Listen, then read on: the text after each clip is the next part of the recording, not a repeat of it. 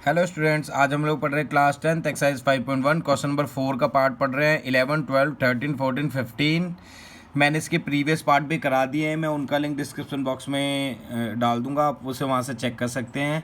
और अभी तक मेरे चैनल को सब्सक्राइब नहीं करा तो सबसे पहले सब्सक्राइब कर ले, बेल आइकन को प्रेस कर ले ताकि ज़्यादा नोटिफिकेशन आप सभी लोगों के पास आ सके। ठीक है, सबसे पहले which of the following are APs if they form an AP find the common difference. मतलब पहले बताना है इसमें कौन कौन सी एपी हैं, फिर उनका कॉमन डिफरेंस फाइंड करना वो बताना है, और जो भी एपीज हैं उनके 3 टर्म और निकालने हैं। सबसे पहले मैं आपको बता दूं, अगर कोई भी एपी होती है तो उसमें देखो फर्स्ट टर्म A1 होता है, सेकंड टर्म A2 होता है, थर्ड टर्म A3 होता है, फोर्थ टर्म A4 होता है, ऐसे सो ऑन चलता रहता है। तो अब मैं इसका 11 पार्ट ले लिया मैंने, ये 11 हो गया। A स्क्वायर A³ A4, तो पहले वाला A1, दूसरा वाला A2 A3 A4। तो हम डी निकालते हैं कॉमन डिफरेंस। कॉमन डिफरेंस मतलब A2 माइनस A1। ए स्क्वायर में से ए को घटाया, ए स्क्वायर में से मैंने ए को घटाया, तो अगर इन दोनों में से कॉमन लेंगे ए कॉमन आ गया, कॉमन आ गया, इन दोनों में से हम ए लेते हैं तो आगे बचा A-1। फिर A3 में से A2 घटाया, मतलब ए की क्यूब में से ए की 2 घटाया, ए की क्यूब में से ए की पावर 2 घटाया, तो ए का स्क्वायर आया, यहाँ पे A-1 हो जाएगा। फिर हमने A4 में से A3 घटाया, मतलब ए की 4 में से ए की 3 घटाया, ए की 4 में से ए की 3 घटाया, तो यहाँ पे A3 कॉमन ले लिया, A-1 हो गया। तो हमारे जितने भी डी हमने निकाले सारे अलग अलग आ रहे हैं। जब हमारे डी अलग अलग आएंगे तो डी हमारी वैल्यू फाइंड नहीं हो रही, डी की वैल्यू फाइंड नहीं हो रही, तो हम लिख सकते हैं number do not form an AP. AP नहीं बन सकती। तो जो इसमें हमें आगे का स्टेप करना था वो नहीं करना है, ये वाला स्टेप हमें नहीं करना, मतलब ये पेपर में आपको करना ही नहीं है। बट डी फाइंड नहीं हो रहा और आपका यहाँ पे क्या एपी नहीं बन सकता। सेकंड, अब अगर हम बात करें इसके पार्ट 12 की, 12 पार्ट हमें ये दिया हुआ है। इसमें अगेन मैं आपको बता दूं, जो फर्स्ट होता है A1 A2 A1 A2 A3 A4। A2 में से A2 मतलब √8 में से √2 को घटाना है। A2 में से जब A1 को आपको घटाना है तो क्या वैल्यू निकल के आएगी? जब A2 में से A1 जाएगा, देखो आप 8 को क्या लिख सकते हो, 8 को आप लिख सकते हो 4 × 2, या आप इस पूरे को 4 × 2 लिख सकते हो। ठीक है, और -√2, तो यहाँ पे 2 आपका बाहर आ जाएगा, तो आप इसको लिख सकते हो 2√2 माइनस √2। तो 2√2 में से जो 2 जाएगा, √2 जाएगा, तो आपका वैल्यू क्या बचेगी? √2। इसी तरीके से सेम अगर आप यहाँ बात करें, 18 आ गया, 18 में से जब आपका 8 जाएगा तो आप 18 को क्या लिख सकते हैं? 9 × 2, और यहाँ पे आप 8 को क्या लिख सकते हैं? 4 × 2। तो जो ये वैल्यू आ गई, इस वैल्यू को आप लिख सकते हैं, देखो 9 का स्क्वायर हो सकता है तो 3 बाहर आ गया, √2। यहाँ पे 4 का स्क्वायर हो सकता है 2√2, तो 3√2 में से जब 2√2 जाएगा तो क्या बचा? √2 बचा। इसी तरीके से आप नेक्स्ट का भी कर सकते हैं, थर्ड का भी कर सकते हैं। मान लो आपने 32 ले लिया, 32 माइनस 18, अगेन आप 32 को क्या लिख सकते हैं? देखो 32 के आप फैक्टर कर लें, और 18 के तो आप लिख सकते हैं 9 - 2, और 32 को आपके लिख सकते हैं 16 - 2। तो देखो इसको आप क्या लिख सकते हैं? 16 - 2 को 16 का स्क्वायर हो सकता है 4, √2 की वैल्यू 2 आ जाएगी, माइनस यहाँ पे 3√2, तो 4√2 में से जब 3√2 जाएगा तो क्या वैल्यू आई? √2। तो यहाँ पे डी की वैल्यू हमारी सेम आ रही है, √2 √2 √2।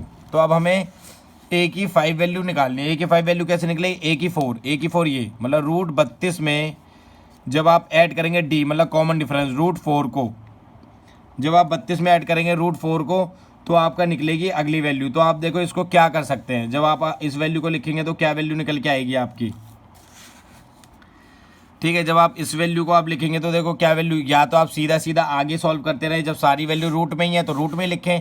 इसका इसमें आप टोटल करेंगे कितना हो जाएगा? √32 और 4, तो कितना हो गया ये? √32 और 4 को अगर आप लिखते हैं तो क्या वैल्यू होगी? देखो आप डायरेक्ट तो ऐड नहीं कर सकते, इसके लिए आपको पहले यहाँ पे इसका वैल्यू सॉल्व करनी पड़ेगी। तो देखो 32 अभी हमने 32 का निकाला था, वो होता है 4√2 प्लस इसको मैं क्या लिख सकता हूँ? ओनली, जैसे यहाँ पे 4 दिया हुआ है 4, ठीक है, सॉरी एक चीज़ हमारी मिस्टेक होगी, यहाँ पे हमें √2 लेना है, मैंने 4 गलत ले लिया √2। तो देखो यहाँ पे जो ये वैल्यू निकल के आई, ये वैल्यू क्या निकल के आई है? 5√2, क्योंकि 4 ये रहा और एक ये रहा 5, 5√2 को देखो मैं और क्या लिख सकता हूँ, थोड़ा सा इस चीज़ को ध्यान से देखना है। 5√2 को मैं और सही से क्या लिख सकता हूँ? 5√2 को देखो हम क्या लिख सकते हैं, जो बाहर 5 है, मतलब अगर इसे मेरे को रूट में डालना है तो क्या हो जाएगा? 25 हो जाएगा। ये अंदर जाके क्या हो जाएगा 25 मल्टीप्लाई 2 रूट, तो हमारे रूट की वैल्यू कितनी निकल के आ गई 50 निकल के आ गई रूट की वैल्यू कितनी निकल के आ गई 50। अब अगेन अगर मुझे A6 निकालना है, A6 के लिए चाहिए A5 प्लस D चाहिए। A5 अगेन मैं देखूंगा क्या है रूट 50 में मुझे रूट 2 जोड़ना है, तो रूट 50 को मैं क्या लिख सकता हूँ, रूट 50 को मैं देखो क्या लिख सकता हूँ, रूट 50 को मैं लिख सकता हूँ 5 रूट 2। अब इसमें अगर मैं रूट 2 ऐड करता हूँ तो क्या हो गया, ये हो गया 6 रूट 2। अब जो बाहर है उसका अंदर डबल करके लिखना होता है। अगर बाहर अगर 6 है, जैसे अगर मैं आपको बताऊँ 6 मल्टीप्लाई 6 होता है तो ही तो बाहर निकल के 6 आता है। तो अगर बाहर 6 है तो अंदर जाके क्या हो जाएगा 6 6 जा 36 मल्टीप्लाई 2, तो आपकी जो A6 वैल्यू निकल के आई वो क्या निकल के आई 72। इसी तरीके से नेक्स्ट अगर मुझे A7 निकालना है तो A6 प्लस D, A6 क्या है 72 प्लस D क्या है ये 72 को हम क्या लिख सकते हैं, देखो ये वैल्यू थी 72 की क्या थी 6 रूट 2 में अगर मैं वैल्यू 2 ऐड कर दूँ तो क्या वैल्यू होगी 7 रूट 2। अगेन वही जो बाहर है अंदर जाके डबल हो जाएगा, 7 मल्टीप्लाई 7 हो जाएगा मतलब 49 की मल्टीप्लाई अगर आप 2 में करोगे तो क्या वैल्यू निकल के आई 98। तो तीनों टर्म निकल के आ गई रूट 50 रूट 72 और रूट 98। ये आपका वैल्यू सॉल्व हो गई। चलो स्टार्ट करते हैं नेक्स्ट। अगर आप इसका थर्ड मतलब 13 पार्ट देखेंगे, अगर आप 13 पार्ट देखेंगे तो 13 पार्ट को देख लेते हैं। अगर आप रूट 6 में से लेस करते हैं रूट 3 को, अगर आप रूट 6 में से रूट 3 को लेस करते हैं तो देखो इसको अगेन वही वाली दिक्कत 6 के टुकड़े आपको फैक्टर करने पड़ेंगे, 3 2 जा 6 रूट 3। तो आप इसका जब आप निकालेंगे तो देखो रूट 3 कॉमन आ गया और यहाँ पे क्या वैल्यू हो गई रूट 3 माइनस 1।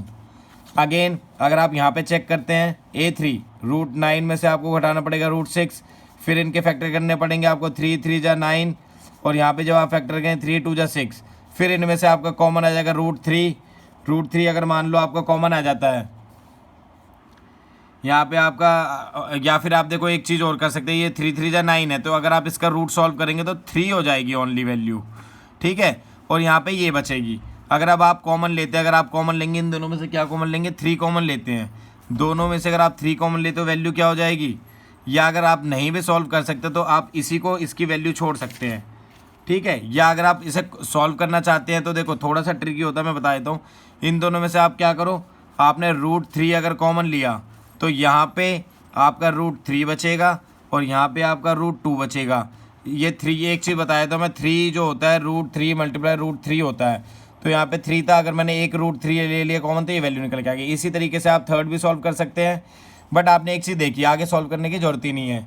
आपका क्या है D इक्वल नहीं आ रहा, जब आपका D की वैल्यू नहीं निकल पा रही, फाइंड नहीं हो पा रही, तो आप इसमें AP को नहीं बना सकते, ठीक है। उससे नेक्स्ट मैंने सेम लिया, ये वैल्यूज़ आ गई, मैंने सारी वैल्यूज़ पुट करी, आपने देखा इन सब के D इसी तरीके निकालेंगे 9 माइनस 1 25 माइनस 9, ये आपने सारी वैल्यूज़ निकाली, D फाइंड नहीं हो रहा, मतलब आप इसमें AP जनरेट नहीं कर सकते। थर्ड टर्म निकाल ही नहीं, जब AP नहीं बन रही है, ये AP नहीं है जिसमें D की वैल्यू सेम नहीं आ रही, मतलब वो AP है ही नहीं।